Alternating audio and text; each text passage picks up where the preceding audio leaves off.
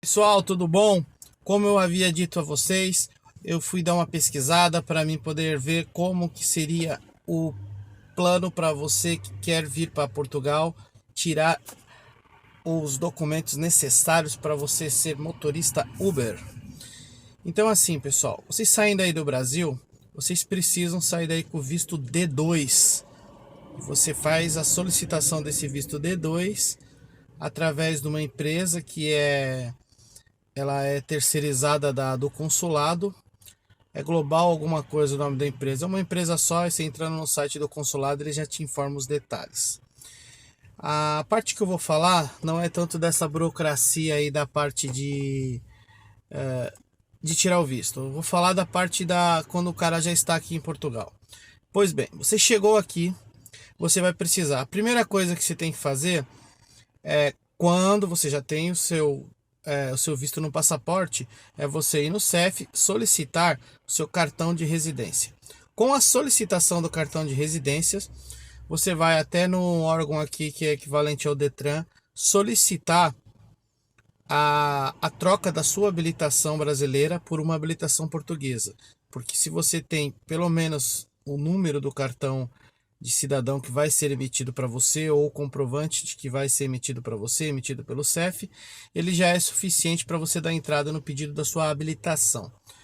Pois bem, você vai trocar a sua habilitação aí do Brasil, só que se a ideia é Uber, você tem que acrescentar, por exemplo, aí no Brasil, existe um componente que você adiciona na habilitação que chama EAR, né, que exerce atividade remunerada.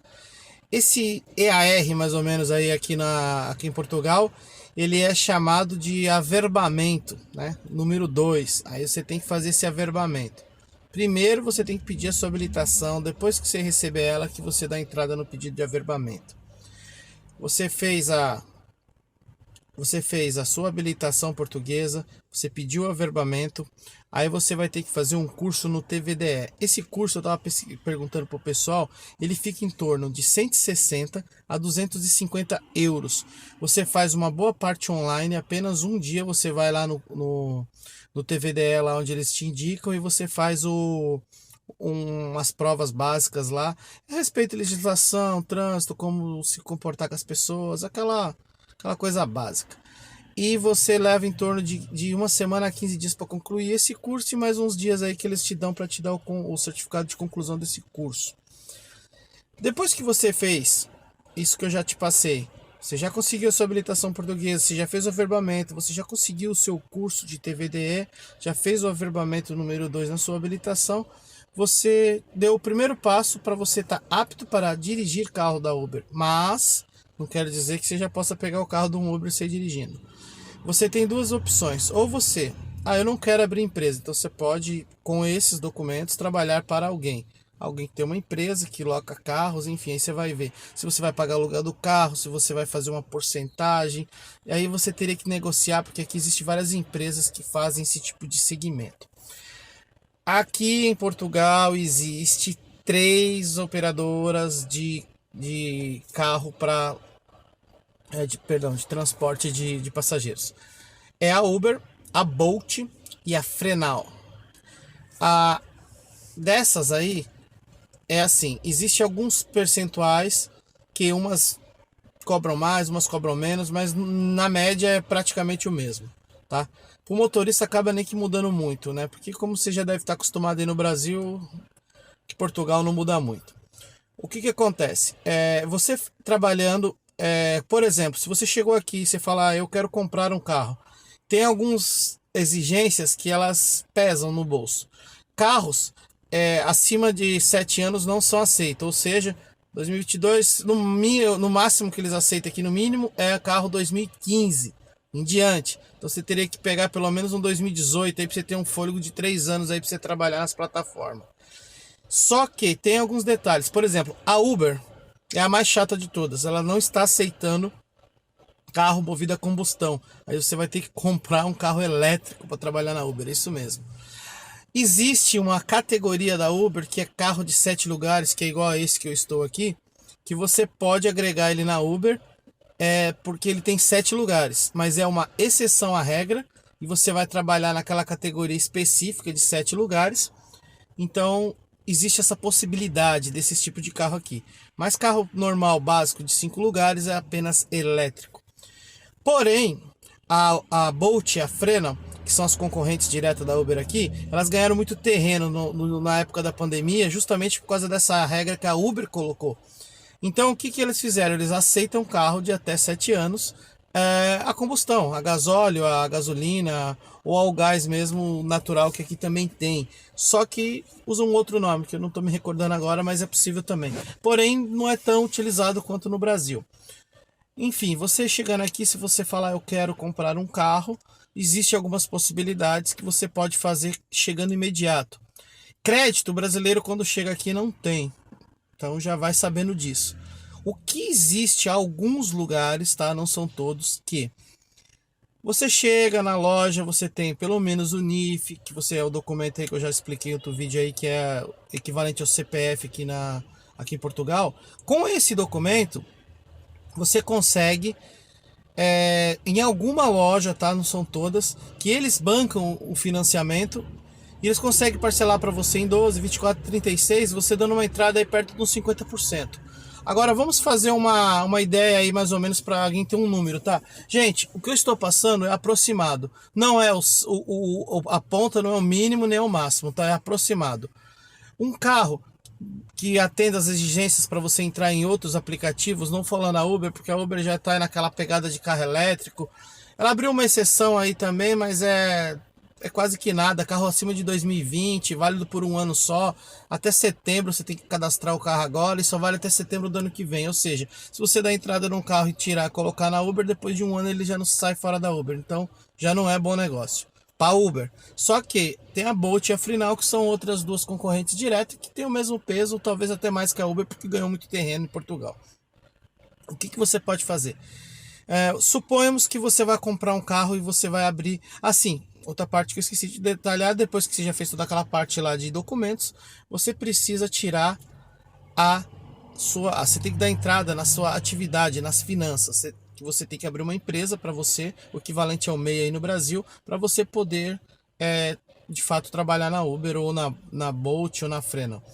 Aí tá, você tirando esses documentos é bem fácil, um contabilista, como é chamado aqui, ele faz isso aí para você facilmente e já coloca as categorias certinho aí, que é uns números que são equivalentes à profissão que você vai exercer, né, a remuneração, a tributação que você vai fazer, é equivalente ao KNAI aí no Brasil.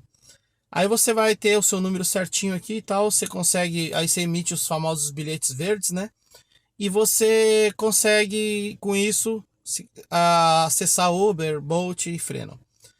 Vamos lá, falando sobre a finança. Você pega, por exemplo, fala, eu quero comprar um carro que possa ser agregado, pelo menos nas outras duas, exceto da Uber, você consegue um carro aí em torno de algo perto de 15 mil a 20 mil euros. Então vamos fazer uma conta que você achou um carro de 15 mil euros aceitável nas duas plataformas, já excluindo o Uber, tá? E você fala, poxa, mas eu não tenho crédito, como eu vou comprar esse carro? Existem lojas que te vendem esse carro, você pagando pelo menos uns 7, 8 mil de entrada e financia o resto para você com financiamento próprio, não é via banco. Então você tem essa possibilidade.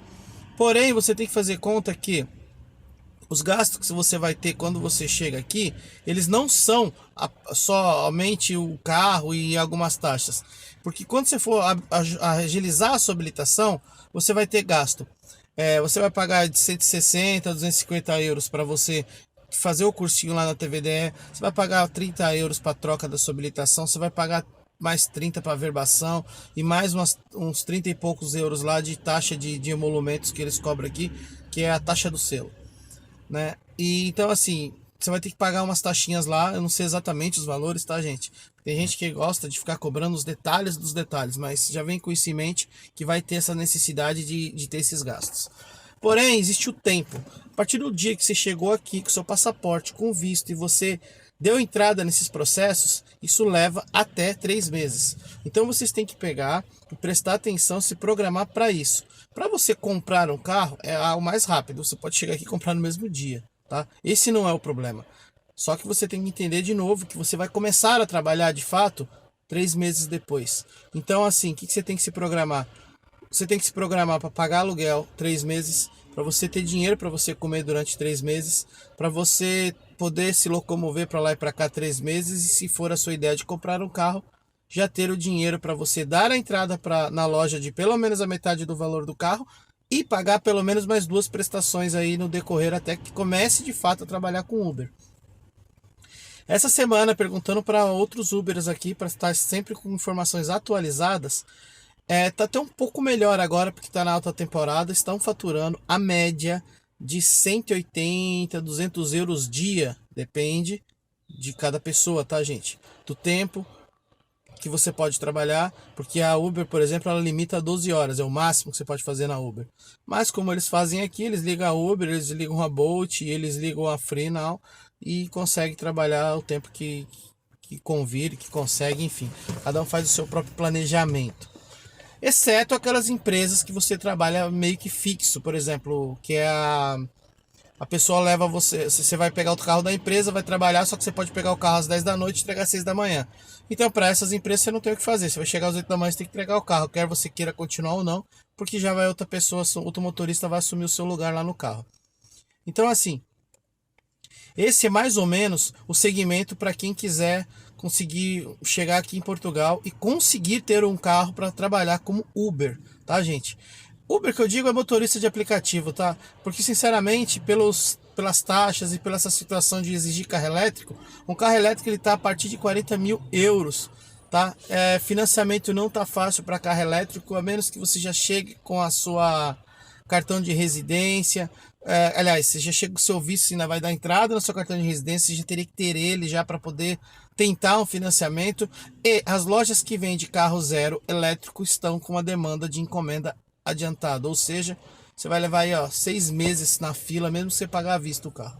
Enfim, então para carro elétrico, a Uber praticamente está estagnada nessa situação. Ela abriu essa exceção de colocar carro agora a combustão de novo por um aninho, para poder tentar preencher uma lacuna dela. Nunca é para facilitar para motorista, é para facilitar o equilíbrio de corridas dela, né? O motorista é o de menos. Tanto é que, imagina, ela abre para você colocar um carro a combustão que só vale por um ano. Então você vai gastar um dinheiro num carro para ficar trabalhando um ano, depois você está dispensado. No outro ano ela diz, agora eu quero carro elétrico. Enfim, então a Uber com essa situação aí, ela está tomando bastante prejuízo comparado com as concorrentes dela. E ainda bem que existem as concorrentes, né? Isso aí acaba não deixando a empresa tomar o monopólio do mercado e fazer o que bem quer. Já pensou se fosse um monopólio? Como é que ficariam as pessoas, né? Todo mundo ia ter que fazer tudo do jeito que eles querem, né? Então, assim, fica a dica aí para quem for querer vir para Portugal para fazer Uber. Tem que vir com esse visto, tem que conseguir todas essas coisas que eu te disse. E após isso aí, você consegue sim ter o seu carro aí, faturar aí seus 1.000, 1.200, até 1.500. Eu vi pessoas dizendo que é possível. Não quer dizer que você vai faturar isso todos os dias, tá, gente? Que fique bem claro isso. E eu estou falando agora entre 1.200, que está na média que eles estão faturando por semana, porque está na alta temporada. Porque está verão e aí tá calor e tem muito turista, aquela coisa toda. Quando está na baixa temporada, aí o valor a considerar já é outro. E todos esses fatores têm que ser levados em conta. Não adianta a pessoa se iludir, tá, gente? Eu espero que esse vídeo conseguiu esclarecer um pouquinho sobre a parte do que é ser motorista de aplicativo em Portugal, tá, gente? Se vocês tiverem alguma dúvida, algum comentário, alguma coisa que não ficou muito claro, dá um curtir aí, se inscreve no canal.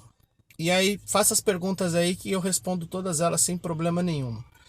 Muito obrigado por ter assistido até aqui, nos acompanhado. E brevemente já postarei mais alguns vídeos sobre curiosidades, sobre algum tipo de emprego ou alguma coisa relevante de fato aqui de Portugal. Muito obrigado.